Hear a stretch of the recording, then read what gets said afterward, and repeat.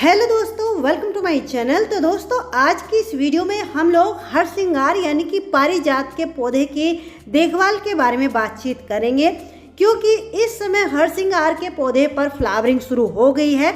लेकिन फिर भी कुछ क्वेरी थी, कुछ कमेंट्स ये आ रहे थे कि हमारे पौधे में अभी तक कलियां बनना शुरू नहीं हुई हैं। तो आज की इस वीडियो में पूरी डिटेल में स्टेप बाय स्टेप आप लोगों को मैं समझाऊंगी, बताऊंगी कि किस तरीके से आप लोग भी अपने हरसिंगार के पौधे से इस तरीके से फ्लावरिंग ले सकते हैं। क्योंकि मेरे यहाँ पर इस पौधे में फ्लावरिंग हो रही है, अच्छे से आप लोग देख सकते हैं। सुबह को जब मैं अपनी टेरेस गार्डन में जाती हूँ तो इसी तरीके से बहुत सारे इसके जो फूल हैं वो नीचे गिरे हुए मुझे मिलते हैं और फूलों में से बहुत ही प्यारी, बहुत तेज खुशबू आती है। तो दोस्तों, अगर अभी तक आपने ये पौधा नहीं लगाया है तो इस पौधे को मेरे कहने से ज़रूर अपने गार्डन में ऐड कर लीजिए, क्योंकि फूलों की खुशबू के साथ साथ ये पौधा घर में लगाया जाना कहते हैं शुभ भी माना गया है। दूसरी बात, बहुत ही लो मेंटेनेंस और हार्डी होता है, बिना ही देखभाल के पूरा साल आपके गार्डन में ऐसे ही सरवाइव करता रहेगा और खिलता रहेगा। और अगर आपके यहाँ की नर्सरी पर आपको ये पौधा नहीं मिल पा रहा है तो आप लोग इस पौधे को ऑनलाइन मेरे से भी खरीद सकते हैं। उसके लिए वीडियो में ऊपर कॉन्टैक्ट नंबर दिया गया है, इस नंबर पर सिर्फ आपको व्हाट्सएप मैसेज करना है। इसके अलावा indoor, outdoor, flowering plant, flowering wine सभी तरह के पौधे मेरे पास अवेलेबल हैं। तो अगर और भी पौधे आप लोग मेरे से खरीदना चाहते हैं, मंगवाना चाहते हैं तो आप लोग मुझे कांटेक्ट कर सकते हैं। चलिए वीडियो को शुरू करते हैं। तो सबसे पहले दोस्तों, आप लोग मेरे इस पौधे को देख लीजिए, ये वही पौधा है। इसी पौधे की आप लोगों के साथ मैं केयर यानी कि देखभाल लगातार शेयर करती आ रही हूँ। आप लोग देखिए, पूरे तरीके से ये जो पौधा है फूलों से भरा हुआ है।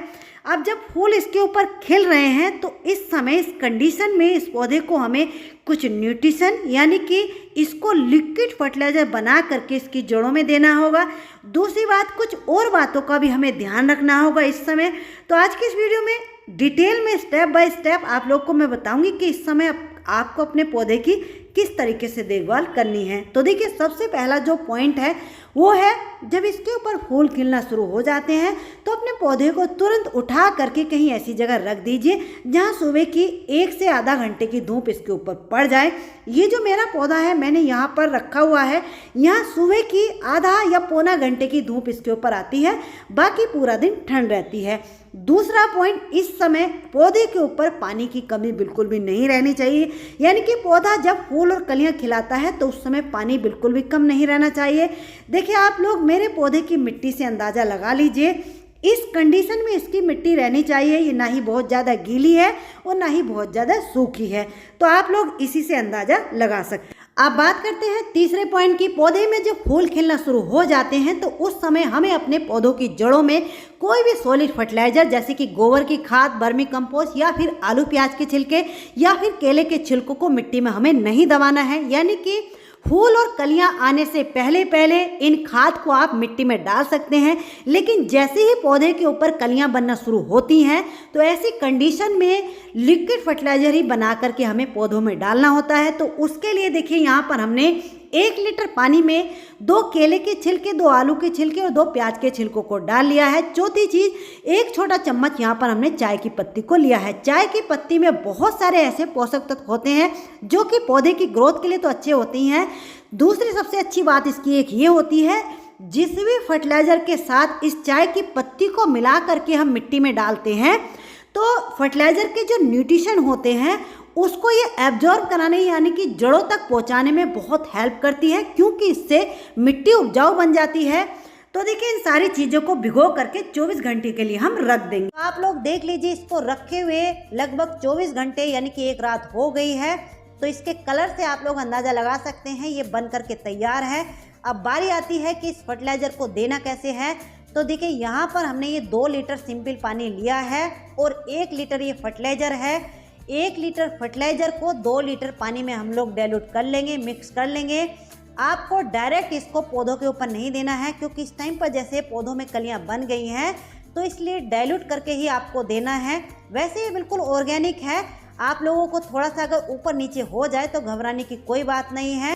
अब बात करते हैं नेक्स्ट पॉइंट की। जिस समय पौधा कलियों को खिला रहा होता है तो ऐसी कंडीशन में कोई भी केमिकल फर्टिलाइजर भी पौधों की जड़ों में नहीं जाना चाहिए, यानी कि आगे पीछे आप लोग डाल सकते हैं। जैसे कि आपको अगर लगता है कि आपके पौधे की ग्रोथ अच्छी नहीं हो रही है तो उस समय आप लोग केमिकल का इस्तेमाल कर सकते हैं, लेकिन जब पौधे के ऊपर कलियां बनना शुरू हो जाती हैं तो उस समय आपको हमेशा ऑर्गेनिक फर्टिलाइजर ही बना करके पौधों की जड़ों में डालना है।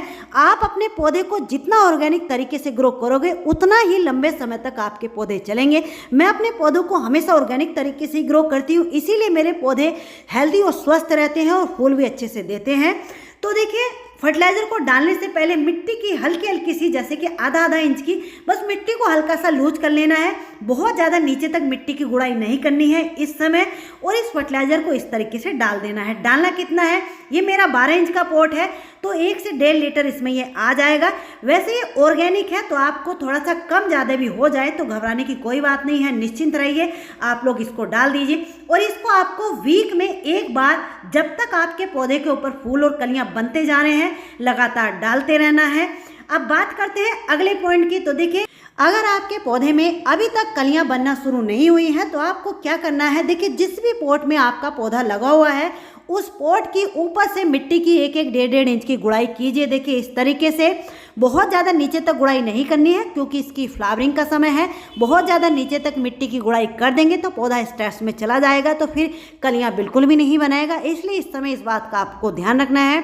हालांकि 1 महीने पहले अगर आपको ये काम करना था तो उस समय आप इसकी 3-3 इंच की मिट्टी की गुड़ाई भी कर सकते थे या फिर इसकी रिपोर्टिंग भी, रूट प्रूनिंग भी कर सकते थे, लेकिन इस समय ये काम आपको नहीं करना है। सिर्फ इसके ऊपर से 1 से 1.5 इंच की मिट्टी की गुड़ाई करके मिट्टी को निकाल लेना है। गुड़ाई करने के बाद अब बारी आती है कि इसको फर्टिलाइजर कौन सा देना है। तो देखिए, सबसे पहली चीज यहाँ पर हमने 2 मुट्ठी ली है ये नीम खली। दूसरी चीज ये है, देखिए, मस्टर्ड केक यानी कि सरसों खली का पाउडर, ये भी हमने 2 मुट्ठी लिया है। एक बात यहाँ पर आपको ध्यान रखनी है, मस्टर्ड केक यानी कि सरसों खली का कोई भी साबुत टुकड़ा मिट्टी में नहीं जाना चाहिए क्योंकि ये फंगस को क्रिएट करता है, तो इसका पाउडर बनाकर ही आपको लेना है। दूसरी चीज, 2 केले के छिलकों का पाउडर हमने लिया है, यानी कि केले के छिलकों को सुखा करके मिक्सी जार में पीस करके इसका पाउडर बना करके मैं रखती हूँ।